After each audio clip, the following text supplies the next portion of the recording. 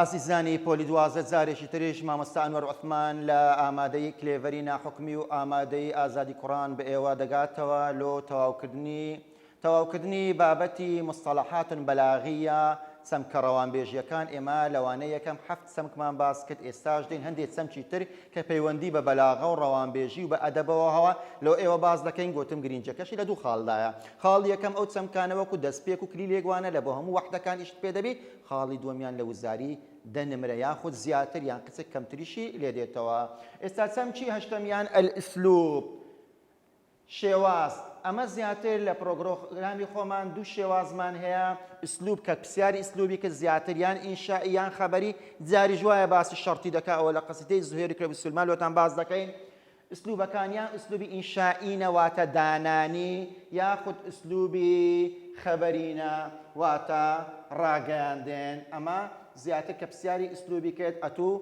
فکر لە بۆ ئەو دوو شتەی بڕوا پرسیار دەکا بزانی ئایا ئەو جملەیە ئەو عیبارەیە ئەو شیعرە ئینشائیە واتە دانانی یاخود خەبەریە تەمان پێناسەکەشێت و لەبەر ناکەی ئینشائی چییە ما لا يحتمل الصدق والكذب في ذاته ڕستەیەکە کەوا گریمانی ڕاست و درۆی نییە بەڵام خەبەری يحتمل الصدق والكذب في ذاته لە خودی خۆی احتیمال و گریمانی ڕاست و درۆی هەیە بەڵام ئەوە لەبەر دەکەی کە ئینشائی کۆ دەناسیەوە ئینشائی دوو زۆری هەیە بابە ئینشائی دوو زۆری هەیە هەیەکمان ئینشائی تەڵەبی دانانی بەڵام داواکاری و تەڵەبی تێدا هەیە هەیەکیشمان ئینشائیە بەڵام غەیر تەڵەبیە تێدا نیە طبعاً بابە ئەوە زۆر گرنگە بابەتی ئسلوبی ئینشائی و خەبەری زۆر گرنگە تەرکیزی زیاد کە سەری ئینشائی تەڵەبی بەستە ناسرێتەوە نیشانەکانی چییە نیشانەکانی ئەوەیە ئەگەر هاتو ئەلئەمری تێدا بوو ئەمر لە هەمووی میمترە کە دەرێن ئەمر بەڕێزت تەنها فکر لە بۆ فعل ئەمر نەڕوە ئەمر فعل أمر به ياخذ فعل مضارع باللام مجزوم بيوبي وكو لنذهب يا مصدر نائب عن فعل أمر به وكو مهلا صبرا وبالوالدين إحسانا أو أشهر أمره ياخذ كدرين أمر أجر اسم فعل أمر وكو تعال وكو آمين وكو حي على الصلاة أو هر أمر حسابه إذا أجر أمري تدابو بهر شوازك أو درين إنشائي طلبية ياخذ النهي كتسيا لا ناهية جازمة كو فعل مضارع شي مجزوم كزور جاران فعل مضارع كمجزومة سكوني لسرا أجر نهي شي تدابو هيتمان سيم الاستفهام بسيار كردن أو زبهل بي بهمزة بي ياخد بسيارك درباري أين لبو شوينو كيف لبو حالو متى لبو زمانو أو همي استفهاما النداء بان كردن يا أيا هيا كخيندي تتبرزت التمني خوزقا خواستن خوزقا اشتك بخوازي كناية تزي ياخد هاتنا زي زور دورا زيادة لتمنيش إشمان بوشي ليتا زيادة أمرازي تمنية أو بينزا سنة نشانة كان إنشائي طلبينا كزوزو غرينغ لبوتو كإنشائي طلبي تزاني پاشان دەینەسەر نەمەتی عازی هەموو ئینشایەکی تەڵەبی دەبێتە نەمەتی عازیش دەینەسەر زۆری خیتاب باسی دەکەین دەبێتە خیتابی مباشریش زۆر میهمە تو نیشانەکانی ئینشائی تەڵەبی لەبەر بکەیت ئەدی ئینشائی بی بەڵام تەڵەبی نەبیتن چییە ئینشائی بی بەڵام تەڵەبی نەبی ئەگەر هاتو تعجبی تێدا بواتە سەر سوڕمان کە بابەتێکی خۆمانە دەیخینین لە قەواعیدی لۆ نمونە ما ئەجمەل القەمەڕ ئای مانگ چەند جوانە ئەوە ئوسلوبی سەر سوڕمانە پێ دەگوترێت ئینشائی تەڕەجی وەکو تەمەنیە بەڵام خۆزگەی شتێک دەخوازی کە هاتنەجێی زۆر نزیکە ئەویش زیاتر ئامرازی لەعەلەی لۆ بەکاردەینێن زیاتر ئامرازی لەعەلە ئامرازە سەرچەکەیتی هەیتمان سێمیان ئەلقەسەم سوێند خواردن حلف واللهی و باللهی و تەڵڵاهی ئەوە هەمووی قەسەمن هەیتیشمان ئەلمەدح زیاتر کەلیمەی نیعمەی لۆ بەکاردەینین باشترین هەیتیشمان ئەذەم پێچەوانەکەی ویە زیاتر کەلیمەی بیئسەی لۆ بەکاردەینین یعنی خراپترین و پیسترین ئەوە دەربارەی ئینشائی هەم تەڵەبیەکە و هەم غێر تەڵەبیەکە ئێستا مایتمان باسی خەبەری بکەین ئەگەر خەبەری چیە ڕستەیەک نیشانەکانی ئینشائی تێدا نەبوو طلبي غير طلبي يعني أمر ونهي ونداء واستفهام وأواني تێدا نەبوو کەواتە خەبەریە کەواتە چییە؟ خەبەریە. خەبەریش چەند زۆرێکی هەیە. لۆ نمونە کاتێک کە جملەکە جملەی ئیسمی بی زۆر جارە لە مبتدا و خەبەری پێک دێ. لۆ نمونە دەڵێن محەممەدون جالیسون، محەممەدون جالیسون، محەممەد دانیشتە. خەبەرێکی دەمە تۆی بەڕێز کە محەممەد دانیشتە، هیچ ئەمر و نەهی و نیدا و ئەشتانی تێدا نییە. زە ئەگەر هاتوو قسەکە تەواو بوو محەممەد دانیشت بوو ئەوە تەواوە، ئەگەر وەژ نەبوو دەکا قسەکەرەکە ناڕاستە. لێ دەرێن گریمانەی ڕاست و ناڕاستی تێدایە. هەیتمان خەبەری لە فعل و فاعلی پێک دێ. لۆ نمونە نەزەلە المەطەڕ و نەزەلە فعل ماضیە، مەطەڕەکەش فاعیلە، جملەیەکی فعلیە. ئەگەر هاتوو سوی تەمەشا دەرێت کرد باران بوو ئەوە ڕاستە، ئەگەر وەژ نەبوو ناڕاستە. لێ دەرێن احتیمالی ڕاست و غەلەتی هەیە. بە کورتی خەبەری بۆی بناسەوە کە نیشانەکانی ئینشائی تێدا مەوجود نییە.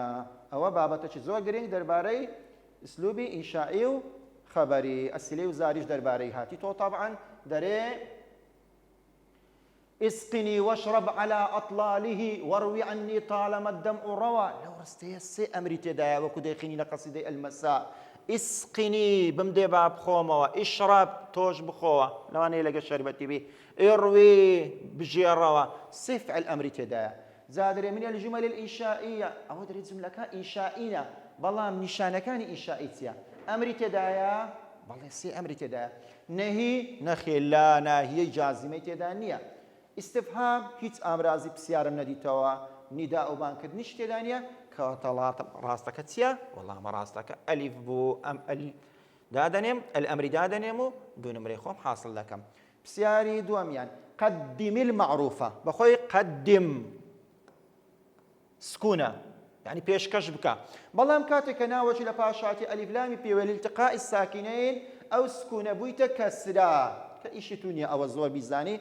قدم المعروف واتتساكبك أو قدم فعل أمر طبعا فعل أمر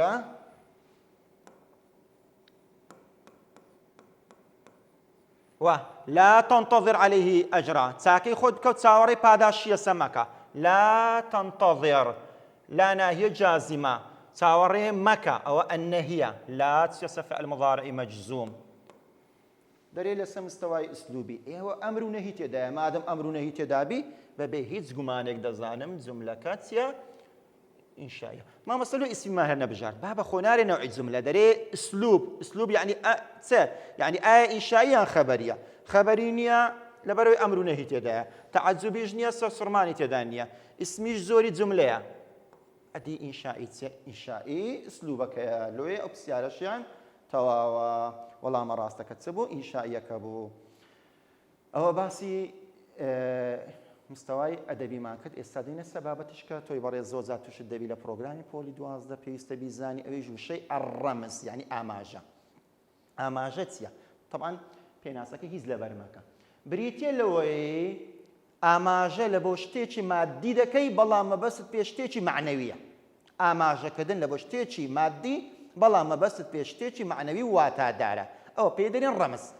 هەندە جارش لە پرۆگرامی خۆی بەمە پێی دەرێن دەلالە. ئەزە لەو نمونە هەندە ڕەمزمان هەیە. لە قەسیدەی ئەلمەساء هەیتمان شاعر ئیلیا ئەبوو ماضی باسی النەجم دەکا. ئەستێرە ڕەمزی چییە؟ ڕەمزی ئەسعادەیە، ئەلفەرەح دڵخۆشی. هەتا بەعسی ئەزەهریش بکا گوڵیش ئەویشیان ئەسعادە و ئەلفەرەح و ئەو جۆرە شتانەیە. هەیتمان لە قەسیدەی ئەلمەساء ئەدوجا کە بە مانای تاریکایی شەو دێتن. ئەدوجا ڕەمزی چییە؟ ئەدوجا ڕەمزی شەیخوخە و پیریە. هەیتمان لە قەسیدەی شیلی قەسیدەی ئەوەی نەشید الحوریەی شیلی کەلیمەی ئەضەباب تەمومش ڕەمزە لە بۆ چ؟ ڕەمزە لە بۆ ظولم. هەیتمان لە وزاری هاتەوە ئەشەمس ڕەمزە لە بۆ ئەلحەیات. یعنی تێبگە ڕەمز چییە؟ ئاماژەکردن بە شتێکی مادی مەبەست پێ شتێکی معنەوی بیتێن. لۆ نمونە پرسیاری یەکەمی وزاری ئەسیبا ڕەمزی چییە؟ سەبی بچکۆلەیی. ڕەمزی حوزنە غەمباری نەخێر. ڕەمزی ئەظەلام و تاریکیە نەخێر. هەمووی ڕاستە ئەوە دووی غەرەت بوو هەمووی چۆن ڕاستە. ئەدی ڕەمزی چییە؟ ئەلبەراء ڕەمزی پاچی، ڕەمزی خاوێنی، ڕەمزی تفولە و منداڵی. ئەوەش لە قەسیدەی ئەلمەسائی هەیتمان کەواتە وەڵامە ڕاستەکە چییە؟ بائی هەردەبژێنین و نمرەی خۆمان دەبین. بیستومە دەرێن باسکرایەکەوە لە هەڵبژاردنەکانی وزاری هەر کاتێک كل ما ورد صحيح الديت أو هەربژێرە نامەرزنیە ئەوە هەیتمان هەڵبژاردنە و كل ما ورد الصحيح واتە هەمووی ڕاستە شاتی تۆ غەرەتیشە مەرزنیە ئەو خاڵەوە بیکە لە ناو تەڵەبان وا باوە. ئێستا بچینە سەر پرسیاری تری وزاری دەربارەی الرمز. الغيوم الراكضة رمزي تسيا الغيوم الراكضة يعني السحب الراكضة يعني هور الراكردو كان هوري الراكردو طبعا ولا قصيدة المساعدة يخينين وانا بشتي خارجي بكو طلبات يدقا زور بسيارة كان خارجينا يعني السعادة الراكضة دل خوشيش راكردو نخير يعني الكهولة زواميري وبيريتشي بلان بكد نكوتبي نخير ادي الجهل الراكض نفامي راكردو نخير ادي تسي الغيوم الراكضة يعني العمر الراكض تمني رويشتو تمني راكردو أو لما نهزي خومان إيو دايدنينو نمري خوشمان دباين. سيمين نموني وزاري كلمة قضبان كلمة زندانو توار ديواري هبيتين رمزي تيا قضبان رمزي حرية وآزادينية بلكو بيت سوانيوية رمزي ضعف بهزيجنيا رمزي الحياة الجانجنيا بلكو رمزي السجن قضبان سجن زندانا لوي دالكي دادنينو بضلنيايوا كداشمنا لها البجاردني بآساني دانانين كدامنا ناتين 5 دقيقة أخيري بيقورين وكو أزمون كاتيك قتابي ل 5 دقيقة أخيري دتيتن سوار هەڵبژاردنان دەگۆڕیتن دڵنیا بەگە یەقلی ڕاستکرد بیتۆ ئیلا سێ تێکدایە سکەلو لە مشەوەشیانە لە شڵەژانە مەگەر شتێک 100% یەقین بووی کە هەڵەت کردیە ئەگەر نا لە هەڵبژاردن نەکەی ئەو هەڵەیە نەکەی تا زۆر جاران بە قوتابیان دەرێنرێن وا باشەنگۆ دە دقی ئەخیری مساحەتان لێستینی چکە زۆر جار ئەوەی کە کردیتت لە خۆت دەیشێوێنێ. ئەوە دەرێبارەی پرسیارەکانی ڕەمزی. ئێستا مایکمان باسی زۆرەکانی جملە بکەین. هەر عەرەبێکە دیت قسەی دەکەت هەر وتەیەکی عەرەبی تخیندەوە جملەکەی لە دوو زۆری تێپەڕ ناکە یان جملەکەی جملەیەکی ئیسمیە بەناو دەست پێ دەکا یان جملەکە جملەیەکی فعلیە بە فرمان و فعل دەست پێ دەکا ماضی بی مضارع بی ئەمری کێشەی ئێمە نییە. جملەی ئیسمی چیە؟ جملة التي تبدأ بالاسم بناو دەست پێ دەکا. لۆ نمونە کاتێکە دەرێن سەردار و طالب مؤدب سەردار قوتابیەکی بە ئەدەبە سەردار ئەوە جملەکە بەناو دەست پێ کردێت جملەکەی ئیسمیە. یان هەیتمان لە مەنهەجی خۆمان والعفو عند رسول الله مأمول العفو بألف لام دەستی پێ کردێت دەزانین ناوە. ئێمە لە مێژە فێربوونە جملە ئیسمی چییە بەس ئەوەی گرینگە ئەو ڕۆلەبەری بکەین و لە وزاری هاتەوە دێتەوە زۆریش گرینگە جملەی ئیسمی دەلالەکەی چییە؟ جملەی ئیسمی دەلالەکەی الثبات والاستمرار نەگۆڕی و بەردەوامەتی ئەتوو ئەوە واجبە لەسەرت زۆریش گرنگە لەبەریکەی هەموو جملەیەکی ئیسمی دەلالەی چییە؟ ثەبات و ئیستمرارە نەگۆڕی. ئەدی جملەی فعلی چییە؟ جملەی فعلی الجملة التي تبدأ بالفعل ڕستەکە بە فعل دەست پێ بکە وەکو چێ؟ وەکو فهم الطالب الدرس فهم تێگەیشت فهم تێگەیشت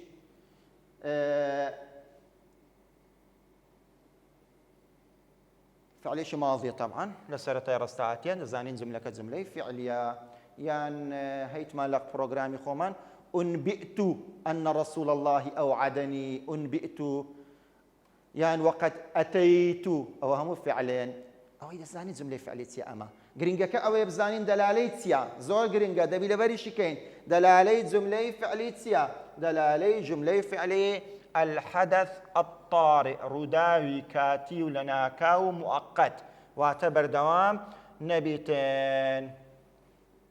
شاعر دري أتيت وقد أتيت رسول الله معتذرة هات ملاي بيغمبري خواه صلى الله عليه وسلم لو داوي لي بردم بكم يك زار هات خبر دوام نهاية رداوة كرويدا وروشتيا لو أجر جملة كزاني جملة فعلية لو زاري هاتو يكسر بزانة دلالكتي الحدث الطارئ استا ئێمە دەربارەی جملەی ئیسمی و جملەی فعلیشمان زانی و دەلالەکەشمان زانی.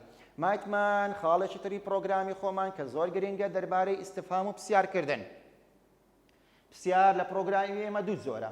هەیتمان ئیستفهامەکە حەقیقی و بەڕاستیە.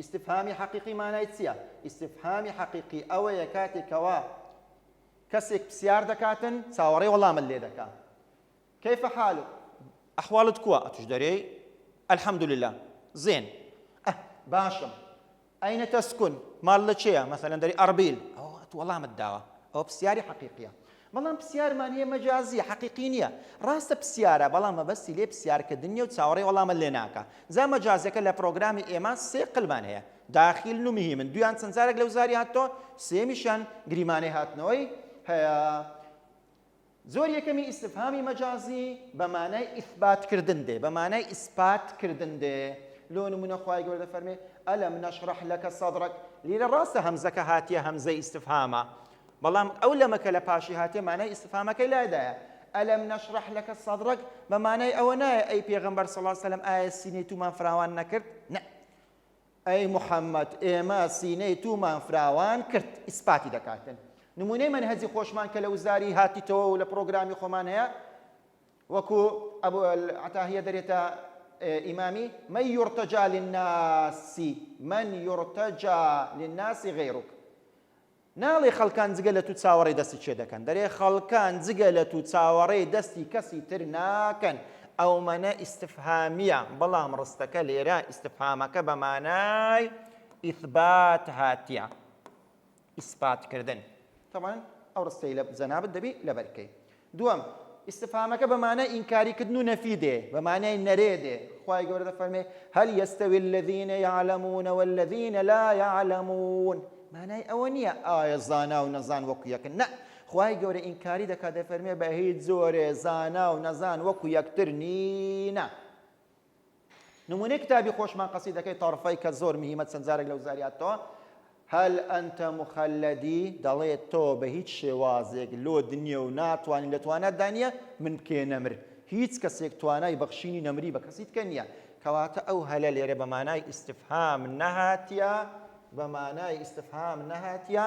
بەڵکو بوویتە ئینکارکردن بە مانای ئینکار و نەفی هاتیە زۆری سێمی ئیستفهام کە بە مانای پرسیار نایە بەڵکو بە مانای تەعەجب سەرسوڕمان و ئیستغراب بە نامۆزانین دێتن لۆ نمونە خوای گەورە دەفەرمێ كيف تكفرون بالله وكنتم أمواتا فأحياكم ئای ئێوە چۆن کوفر بە خوایەک دەکەن لە کاتێککە ئێوە نەبوون خوای گەورە دروستی کردێنە نەبوون بوون هاتی نەبوون خوای گەورە تەعەجب و سەرسوڕمان دەردەبڕی نەک مەبەستی پرسیارکردن بێ لە پرۆگرامی خۆشمان هەیتمان قەسیدەکەی أبو فراس حمداني أيضحك مأسور وتبكي طليقة آي چۆن دەگونجێ ئینسانی زیندانی کراو پێبکەنی و زەردەخانەی لەسەر بی ئای چۆن دەگونجێ ئینسانێک لە دەرەوە ئازاد بی خەریکی گریان بی شاعر سەرسوڕمان و تەعەجوبی خۆی بەوەی دەردەبڕێتن ئەوە دەربارەی سێ زۆرەکەی ئیستفهامی مەجازی کە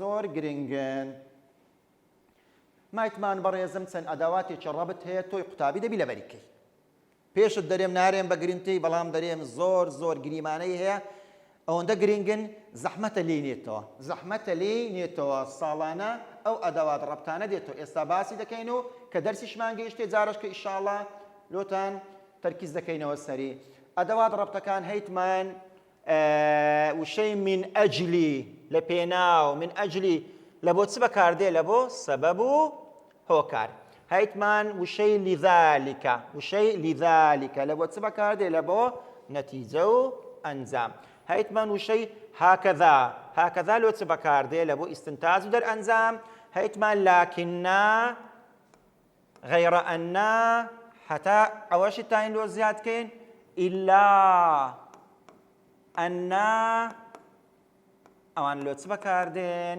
لە بۆ تەعارض بەکاردێن واتە ئیستدراک واتە گۆڕینی ڕستێک لە بابەتێک بۆ بابەتێکی تر ئەوە چنە ئەدەواتی ڕەبتن و بەڕێزت لەبەریان دەکەی مایتمان کە زۆر گرینگە ئەدەواتی تەوکید لە پرۆگرامی خۆمان چەند ئامرازێکمان هەیە لە بۆ تەئکیدکردنەوە و جەختکردنەوە دڵنیابوون بەکاردێتن یەکەم ئینە و ئەنە لە هەر ڕستەیەک ئینە دیت یاخود ئەنە دیت ئینە مشەدەد ئەنە مشەدەد ئەوە لە بۆ تەوکیدیە إن النجاح قريب لراستيا ناجح بون زور نزيكا أو توكيدا يا وشي كل